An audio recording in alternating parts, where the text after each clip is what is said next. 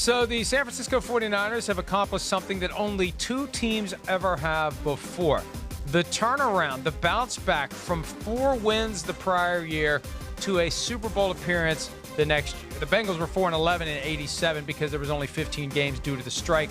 The Rams, 4-12 in 1998. They won the Super Bowl the next year. And here are the 49ers, 4-12. They had the second overall pick. They got Nick Bosa, the ACL tear by Jimmy Garoppolo against the Chiefs, coincidentally, in Kansas City. So, who could be next year's 49ers? And we're not going to limit it to 4 wins or fewer. We're going to focus on the top 10 draft pick teams. Which of those teams can be the 49ers and get to the Super Bowl next year? Chris, that's today's draft. I've got the trivia question. If you get it right, you get the first pick. And here it is. Andy Reid has now made the Super Bowl with 2 different teams as the head coach. In NFL history, there are 6 other coaches, 6, who have pulled this off. Name 2 of them, and you get the first pick. Bill Parcells and Dick Vermeil. Dun, dun, dun, dun. You know, I was supposed to have you name 3, but Okay. I thought it was a little too difficult in real time. Can you name a third? Oh, a third that coached 2 different teams in the Super Bowl? Holy cow, I'm totally choking right. Oh, Dan Reeves. There's another one. There you go. You would have gotten it if I'd have said 3. Yeah. Quit playing the horns. The others are Don Shula, Mike Holmgren, and John Fox. Stop it with the horns. All right, you get the first pick. All right. It's an interesting draft here. I'm going to go with the Carolina Panthers as my first pick. I mean, I'm assuming that Cam Newton's the quarterback as of right now. You know, again, we don't know free agency, the draft, all those things. All right. I mean, it's just, we're having fun here. But I just look at the Carolina Panthers. First off, I am a believer in Matt Rule. All right. And they have just some key things that I look at that make a team like the 49ers have a turnaround from last year to this year, where I look at Carolina and go, they got some of those things too. You know, one, hey, of course they got Cam Newton. They got a great running back in McCaffrey. They got a great receiver in DJ Moore. Curtis Samuel's dangerous. Offensive line in a pretty good place. You know, they got some young, talented guys there, some good physical offensive linemen. Defense, got some good players there too on the defensive line. You know, something to build on. Yeah, they lost Luke Kuechly. I get that. Got some, Dante Jackson at corner, all those things. I just look at them as a team with between the quarterback and having the offense and defensive line to where there's some potential there, definitely. And, of course, with Christian McCaffrey and the creative things you can do and Joe Brady coming from, LSU and doing all that, I think he's got some toys to play with. So I'll go with Carolina as my first pick. Yeah, but that's a real stretch to assume that Cam Newton's going to be the quarterback, because I don't think he will be. I think when David Tepper, the owner of the team, was asked the question about Newton next year and started talking about the importance of everyone buying in, I think the not-so-subtle message was there's concern that Cam Newton doesn't want to be there. And why do you want to be there when everything has changed? The coach is gone. The coordinator is gone. Luke Kuechly is gone. Too many changes in Carolina. I think Cam's going to want to move on. And it's a very tradable contract. Yeah. So... all right, I'm going to go with the Miami Dolphins. I am, as you would say. I think there's a good chance they end up with hashtag.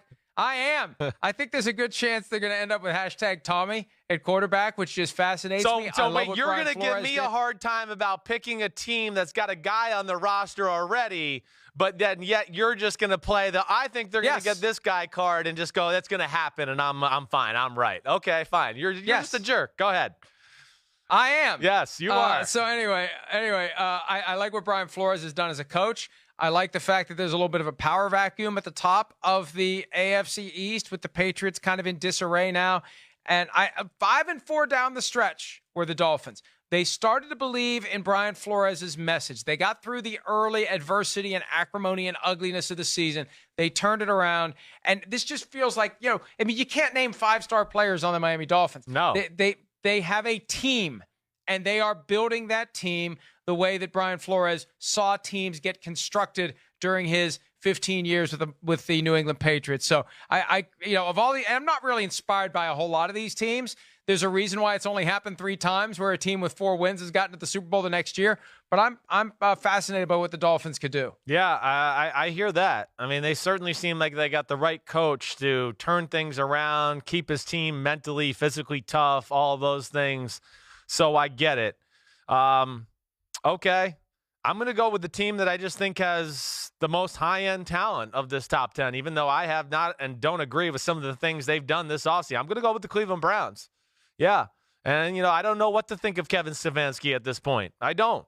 I hope he proves me wrong. I didn't like the hire. Yeah, I didn't love his offense in Minnesota. But if he proves me wrong, I'll be the first one to give him some credit and say, way to go, dude. You the man. All right? But there's things I just look at about that team still and go, all right. I mean, hey, they do have one of the best running backs in football. They got one of the best wide receiver duos in football. They got pretty good tight end play. They have a good offensive line as far as run blocking. Then hire a Bill Callahan yesterday, who's maybe, in the conversation for one of the best O-line coaches in the sport. I do think Baker Mayfield will turn it around. They got some talent on the defensive side of the ball. So just from the talent alone, I got a lot of questions about the coaching. I definitely do. And the analytics department calling plays on third down. I don't know what the hell's going to happen there. But just from the talent alone, I'm going to pick them because there's a lot of things I like about that roster. There are reports indicating the Browns are closing in on hiring GM George Payton, the assistant GM in Minnesota. And again, everybody's just got to be on the same page. There's this sense that Paul DePodesta wants Andrew Berry to be the GM. Stefanski wants Payton. Everybody's got to be on the same page going forward. They have talent. I don't know if they can get to the Super Bowl next year, but of the teams that we have available to choose from, they definitely have the talent. They have the skill. We'll see what they can do. Now, I'm going to go with a team that maybe doesn't have the same amount of talent, Chris, but I'm a believer in the coaching. Washington with Ron Rivera in a division that is not good, right? You've got 3 new coaches in the NFC East, and Ron Rivera has a great pedigree, 2-time coach of the year, took a team to the Super Bowl. They have Dwayne Haskins. He hasn't committed to Haskins yet. Who knows? Maybe Cam Newton will be the quarterback in Washington by the time it's all said and done.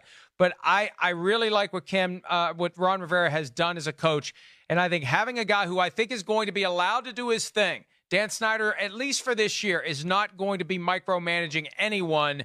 I think Ron Rivera's got the potential to turn this team into something. And wouldn't it be something if after all these years of dysfunction, they find a way to get to the postseason and then find a way once they get to the postseason to win some games. It's all going to go through San Francisco next year, it feels like. But, every year, the teams that emerge as great teams, it feels like they're going to be great teams indefinitely. And it all gets shaken up and twisted around from one year to the next. I think Washington could be interesting next year. I do too. I do. I mean, it goes back to what we've talked about a lot already. I mean, they got a good old line and they got some studs on the D line. So the hard part of the building of the football team's over right there.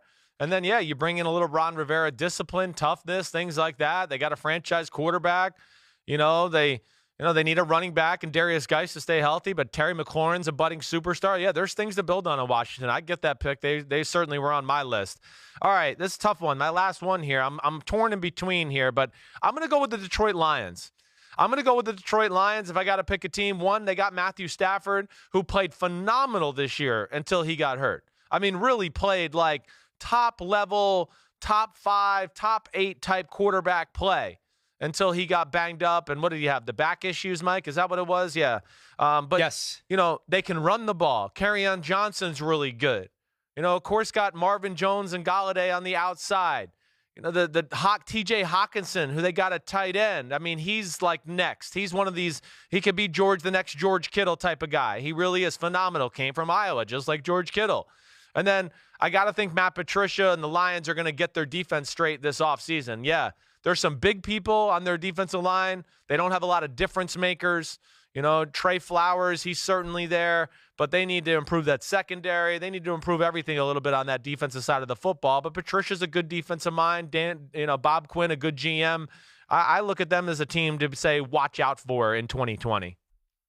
I don't disagree with that. I think they're in a very difficult division, though. Yeah, they are. I don't like the way that ownership made it clear that Bob Quinn and Matt Patricia are on the hot seat. Yeah, I hear you. And also, the ownership did too much to make sure that the fans know that ownership listens to the fans. Because I think if this thing starts off sideways for the Lions in 2020, that's when the fans are going to start showing up with the paper bags and the signs.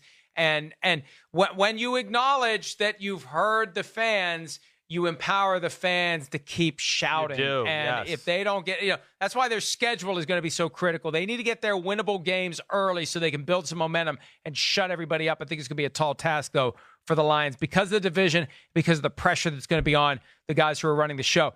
I'm torn between the Cardinals and the Jaguars for my last pick. And I'm going to go Jaguars just because, even though I think the Cardinals may end up being a better team next year than the Jaguars, the Cardinals are going to be in that NFC West with the Rams and the Seahawks and the 49ers. How the hell do you even get to the playoffs when you're in that division, right? This is the flip side of the NFC East dynamic where one of 4 crappy teams is guaranteed to host a playoff game. In the NFC West, you could have 4 powerhouses. You could have 4 dynasties. The maximum number of playoff berths coming out of that division is 3. Yeah. So I worry about the Cardinals not being able to show us all how much better they are because they have to play the Rams twice, the Seahawks twice, the 49ers twice. I think the Jaguars are in a better position to turn it around. And I think the whole ding-dong, the witch is dead thing in Jacksonville with Tom Coughlin out is going to maybe lift the cloud a little bit and maybe open things up. Yeah, free Gardner up Minshew. I think you just got to admit you made a mistake with Nick Foles and give the ball to Gardner Minshew and let him be the guy. I don't know. Do you keep Foles around to be a $22 million backup? I'd just say Minshew, the Ginsu is my guy, and go forward with him and see what he can be. Yeah. Gardner, the Ginsu. Well, they got some things, too. I guess I'm shocked, where I think I even messed up on this job. We didn't pick the Chargers. I know we don't know who the quarterback's going to be, but they did. But what about the Chargers makes us believe they're going to be any good after what we saw last year? Well, because I look at it and go, man, Phillip Rivers was the problem in a lot of those games. That's what I think. To where I just go, man, if they just had a quarterback who didn't throw into quintuple coverage every now and then, they might have been in the playoffs again. They had a top 10 defense. They got a top 10 offense. They're the only team in this list that I think had that. That's where I think I messed up. I should have picked the Chargers. Yeah, I thought about the Chargers, and I ultimately decided no because we don't know who the quarterback's going to be. And I feel like there's just something missing there. And you got to deal with Patrick Mahomes and the Chiefs. You're right. The Broncos are going to be better with Drew Lock. Yeah. And the Raiders, hey, your guy John Gruden, they go into that new stadium. I think it's going to be hard. I'm looking for teams. Even though the 49ers turned around 4-12 to a Super Bowl berth coming out of a very difficult division, I think the formula is easier to concoct if you're in a division that doesn't have some powerhouse teams that you're going to have to contend with all year long. All right, Quick recap. Teams that can be this year's version of the 2019 49ers. Chris has the Panthers, the Browns, and the Lions. I've got the Dolphins, Washington, and the Jaguars. Hi, I'm Mike Tirico, and thanks for watching. Make sure to hit subscribe for the latest news and highlights from NBC Sports.